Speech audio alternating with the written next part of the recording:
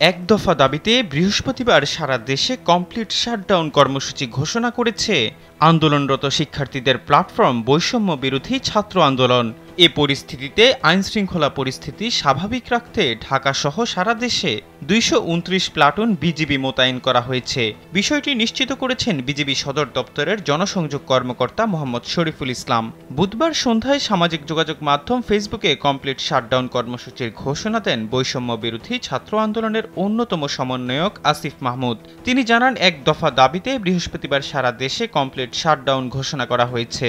কর্মসূচি চলাকালে শুধু হাসপাতাল ও জরুরি সেবা ব্যতীত কোনো প্রতিষ্ঠানের দরজা খুলবে না। অ্যাম্বুলেন্স ব্যতীত সড়কে কোনো গাড়ি চলবে না। জীবনকে উপভোগ করার সব আয়োজনকে একটি নিশ্চিন্ত কমিউনিটি লিভিং নিশ্চিত করছে রূপায়ণ সিটি উত্তরা। শিক্ষার্থীদের এই কর্মসূচিতে বার্তা দিয়েছেন সড়ক পরিবহন ও মালিক সমিতির মহাসচিব এনায়েতুল্লাহ। তিনি জানান, কর্মসূচির মধ্যে পরিস্থিতি ভালো থাকলে গাড়ি চলাচল স্বাভাবিক থাকবে। মঙ্গলবার কোটা আন্দোলন নিয়ে সারা দেশে সংঘর্ষের ঘটনায় ৬ জনের প্রাণহানি ঘটে। এর মধ্যে রাজধানী ঢাকায় ২ জন ছাড়াও চট্টগ্রামে ৩ জন ও রংপুরে ১ জন নিহত হন। এর প্রতিবাদে বুধবার নিহতদের গায়েবানা জানাজা ও প্রতীকী কফিন মিছিল কর্মসূচির ঘোষণা দিয়েছিল শিক্ষার্থীরা।